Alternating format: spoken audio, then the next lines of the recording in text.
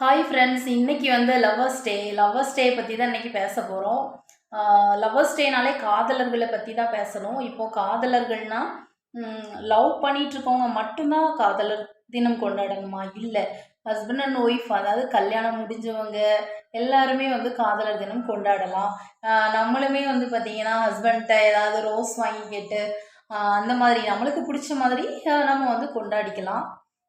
Lovers தான் கொண்டாடணும் அந்த மாதிரி எதுவுமே கிடையாது. உண்மையான அன்பு எங்கே இருக்கோ அவங்க எல்லாருமே வந்து லவ்வர்ஸ் டே வந்து கொண்டாடலாம். இன்றைக்கி வந்து நான் எதை பற்றி பேச போகிறேன் அப்படின்னா, யாரை பற்றி பேச போகிறேன் அப்படின்னா, மரணத்தையும் தாண்டிய காதல். நம்ம வந்து நான் 2-3 வருஷமாகவே ஃபாலோ பண்ணிகிட்டு இருக்கக்கூடிய, அதாவது இன்ஸ்டாகிராம் அப்புறம் வந்து யூடியூப்பில் வந்து ஒரு 2-3 வருஷமாகவே ஃபாலோ பண்ணக்கூடிய ராயல் கார்த்திக், அவங்க ஒய்ஃப் பேர் மோனிஷா, இவங்கள தான் வந்து பற்றி பேச போகிறேன். இவங்க வந்து எப்படின்னா, அவங்க ஒய்ஃப் வந்து இப்போ உயிரோடு இல்லை.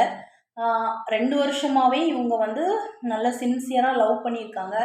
அப்புறம் ஃப்ரெண்ட்ஸ் சப்போர்ட்டோட ஓடி போய் கல்யாணம் பண்ணியிருக்காங்க. கல்யாணம் பண்ணிவிட்டு அப்புறம் பெற்றவங்க ஏற்றுக்கிட்டாங்க. மோனிஷா வீட்டில் ரொம்ப ராயல், இவங்க வந்து மிடில் கிளாஸ் ஃபேமிலி கார்த்திக் வீட்டில். சரி அப்படின்னு சொல்லிட்டு ஏற்றுக்கிட்டாங்க. ரிசப்ஷன்லாம் நடத்தி வச்சுருக்காங்க. யார்? மோனிஷா வீட்டில் ரிசப்ஷன்லாம் நடத்தியிருக்காங்க. அப்புறம் வந்து பார்த்திங்கன்னா விருந்துக்கெல்லாம் போயிருக்காங்க. யார்? மோனிஷா வீட்டில் கார்த்திக் மோனிஷாவுக்கு விருந்து வச்சுருக்காங்க. அப்புறம் திருப்பி கார்த்திக் வீட்டுக்கு வரும்போது பார்த்திங்கன்னா வீடை பார்த்தாங்களாம். வீடு வந்து ரொம்ப சிம்பிளாக இருந்தோன்னே தீபாவளிக்கு கொண்டு விட சொல்லியிருக்காங்க. தலை தீபாவளிக்கு பொண்ணு அங்கே கொண்டு விட்ட உடனே அங்கே வந்து சொல்லியிருக்காங்க, என் பொண்ணு அங்கே வரமாட்டா, ஏன்னா அந்த வீடு ரொம்ப சிம்பிளாக இருக்குது, அங்கே என் பொண்ணால் வாழ முடியாது, ரொம்ப கஷ்டப்படுவா, அதனால் நீ என்ன பண்ணுனா நீ வீட்டோட மாப்பிள்ளையா இங்கே வந்துரு அப்படின்னு வந்து கார்த்திக்கிட்ட சொல்லியிருக்காங்க. ஆனால் அவர் வந்து என்ன சொல்லியிருக்காருன்னா, அவருக்கு வந்து கல்யாணம் முடியாத அக்கா இருந்திருக்காங்க, அதனால் அவங்கள வச்சுட்டே நான் இப்படி வீட்டோட மாப்பிள்ளையா வந்து இருக்க முடியாது அப்படின்னு சொல்லிட்டு அவர் போகலையாம். ஆனால் மோனிஷாவை கட்டாயப்படுத்தி அங்கே இருக்க வச்சுருக்காங்க. நீ இங்கே இருந்தீங்கன்னா கண்டிப்பாக மாப்பிள்ளை வந்து இங்கே வந்துடுவார், அதனால் நீ இங்கே இரு அப்படின்னு சொல்லிட்டு மோனிஷாவை அங்கேயே வந்து இருக்க வச்சுருக்காங்க. அவங்களும் வந்து இருந்திருக்காங்க. ஆனால் அவங்களுக்கு ஒரு பயம், நம்ம 2 ஒருத்தையும் வந்து பிரிச்சிருவாங்களோ, நம்ம சேர்ந்து வாழ முடியாதோ அப்படிங்கிற ஒரு பயத்தில் தான் அவங்க இருந்திருக்காங்க. அடிக்கடி ஃபோன்லலாம் பேசிட்டு தான் இருந்திருக்காங்க. அவங்களுக்குள்ள எந்த சண்டையுமே கிடையாது. ஆனால் என்ன, வீட்டோட மாப்பிள்ளையே வந்து இருக்க மாட்டேன் அந்த மாதிரி வந்து சொல்லியிருப்பாருன்னு நினைக்கிறேன். அப்புறம் வந்து பார்த்திங்கன்னா ஒரு நாள் ஃபுல்லும் பேசியிருக்கிறாரு. 2 வாரம் பேசியிருக்கிறாங்க. திடீர்னு வந்து வீடியோ கால் வந்திருக்காங்களாம். வீடியோ கால் ஒரு நிமிஷம் வாமாமா அப்படின்னு சொல்லிட்டு வீடியோ கால் வந்த உடனே இவங்க எல்லாமே தயார் பண்ணி வச்சுருக்காங்க. துணியெல்லாம் மேலே கெட்டிட்டு, அதாவது தன் உயிரை தானே மாற்றிக்கிறதுக்கு அவங்க எல்லாமே ரெடி பண்ணிவிட்டு வீடியோ காலில் கார்த்திக் கண்ணு முன்னாடியே மோனிஷா வந்து இறந்துட்டாங்க. அதை வந்து கார்த்திக் லூஸு லூஸு அப்படிங்கிற மாதிரி சொல்லிகிட்டே இருந்திருக்காரு. ஆனால் அவரால் வீடியோ காலில் என்னென்ன பண்ண முடியும்? அப்புறம் கட் பண்ணிவிட்டு அவங்க ஃபேமிலியில் உள்ளவங்களுக்கெல்லாம் அடித்து இது பண்ணதுக்குள்ளே அவங்க வந்து அவங்க விதியை முடிச்சுக்கிட்டாங்க.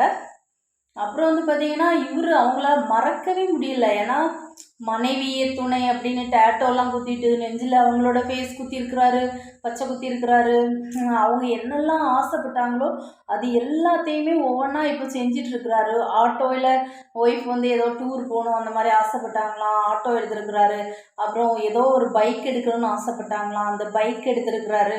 அப்புறம் ஒவ்வொரு ஃபங்க்ஷனுக்கும் அவங்களுக்கு வந்து இவருக்கு ட்ரெஸ் எடுக்கிற மாதிரி அவங்களுக்கும் நல்ல நல்ல ட்ரெஸ்ஸெல்லாம் எடுத்து உடுக்கிறது இல்லை யாருமே. அவங்க ஞாபகார்த்தமாக அவருக்கு வந்து ஏதோ ஒய்ஃப் உடுக்கிறதாட்டு ஒரு நினப்பு, அதில் வந்து அவர் ட்ரெஸ்ஸெல்லாம் எடுத்து அப்படி வைக்கிறாரு ஒய்ஃபுக்கு. அதாவது இதுக்கு முன்னாடி அவர் ஃபோட்டோகிராஃபி அந்த மாதிரி எதுவுமே படிக்கலையாம்.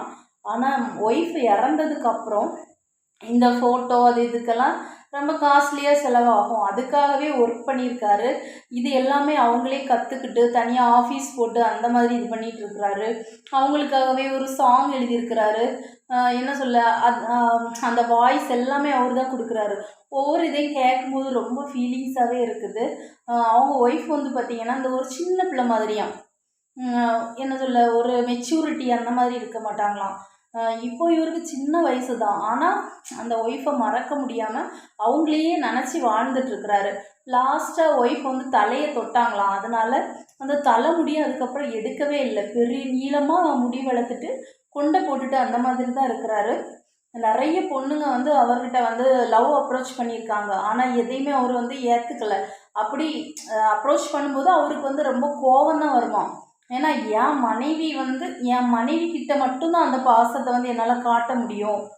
நான் வந்து என் மனைவிக்கு மட்டுமே உரியவன், வேற யாரும் என்னை அந்த மாதிரி எண்ணத்தில் பார்க்க கூட கூடாது, அந்த மாதிரி எண்ணத்தில் பேசக்கூடாது. சிஸ்டர் அந்த மாதிரி நீங்கள் பேசாதுங்க அப்படியே சொல்லுவாங்களாம். ஃபோன் நம்பர் எடுத்து யாராவது லவ் அப்ரோச் பண்ணும்போது அவர் வந்து இந்த மாதிரி கோவப்பட்டுருவாராம். ஏன்னா அவருக்கு வந்து அவருக்கு ஒய்ஃபை மட்டும்தான் அவர் வந்து இப்போது லவ் பண்ணிகிட்டு இருக்கிறாரு. அது மட்டும் இல்லை, இது மூலமாக இவர் வந்து ஒர்க் மூலமாக எவ்வளோ சம்பாதிக்கிறாரோ அது எல்லாத்தையுமே பார்த்திங்கன்னா நிறைய அநாத ஆசிரமம் அந்த மாதிரி செலவு பண்ணுறாரு. ஒய்ஃப் ஞாபகம் அங்கே செலவு பண்ணும்போது அந்த ஒய்ஃபுக்கே ரொம்ப ஏதோ அவங்கள சந்தோஷப்படுத்துகிற மாதிரி அந்த ஹாப்பினஸ் அவருக்கு வந்து கிடைக்குதான். அதனால வந்து சம்பாதிச்ச பணம் எல்லாமே வந்து மக்களுக்கு நல்ல வழியில் தான் செலவு பண்ணிகிட்ருக்கிறாரு. இன்னும் நிறைய விஷயங்கள் பண்ணிகிட்ருக்கிறாரு. இந்த மாதிரி மனுஷனை வந்து பார்க்குறது ரொம்ப கஷ்டம்தான். ஏன்னா இந்த உலகத்துலலாம் பார்த்திங்கன்னா லவ் பண்ணுவாங்க, லவ்லேயே 2-3 லவ் அந்த மாதிரி கூட இருக்கும். சரி, அதை வந்து நம்ம பேச முடியாது, அது அவரோட மனசை பொறுத்த விஷயம், அது ஒன்று. அப்புறம் கல்யாணம் முடிஞ்சவங்களே பார்த்திங்கன்னா இப்போ ஒய்ஃப் இறந்துட்டா கூட கொஞ்ச நாள் இருப்பாங்க, அப்புறம் அவங்களாலே முடியாது, ஒரு அன்பு அரவணைப்பு அந்த மாதிரி தேவைப்படும் போது 2வது கண்டிப்பாக கல்யாணம் பண்ணுவாங்க. ஆனால் இவர் அந்த மாதிரி கல்யாணம்லாம் நான் லாஸ்ட் வரை பண்ண மாட்டேன், என் ஒய்ஃபை நினச்சிட்டு தான் வாழ்வேன் அப்படின்னு வந்து சொல்கிறாரு. உண்மையிலே இந்த காதல் வந்து மரணத்தையும் வென்ற காதல் தான் அப்படின்னு தான் சொல்லணும். இந்த மாதிரி ஒரு ஆணை வந்து யாருமே பார்த்துருக்க முடியாது. அவங்க கூட வாழ்ந்த நாட்கள் 6 மாதம்தான் சேர்ந்து வாழ்ந்திருக்காங்க. நாட்கள் வேணால் கொஞ்சமாக இருக்கலாம், ஆனால் ஞாபகங்கள் வந்து நிறைய இருக்குது அப்படின்னு வந்து சொல்லியிருக்கிறாங்க. இந்த லவ்வர்ஸ் டேயில் வந்து காதலர் தினம் கொண்டாடக்கூடிய எல்லா காதலர்களும் திருமணத்தில் தான் இந்த உறவு முடியணும் அப்படின்னு சொல்லிட்டு இந்த வீடியோவில் அவங்களுக்கெல்லாம் ஒரு வாழ்த்தும் சொல்லிடுவோம் லவ்வர்ஸ்க்கு. அப்புறம் வந்து பார்த்திங்கன்னா ஹஸ்பண்ட் அண்ட் ஒய்ஃபும் லவ்வர்ஸ் டே கொண்டாடணும் அப்படின்னு நான் இந்த வீடியோ மூலமாகவும் சொல்லிக்கிறேன். சரி ஃப்ரெண்ட்ஸ், இன்றைக்கி வந்து லவ்வர்ஸ் டே பற்றி ஒரு வீடியோ போடணும்னு நினச்சேன், அதனால் போட்டுட்டேன்.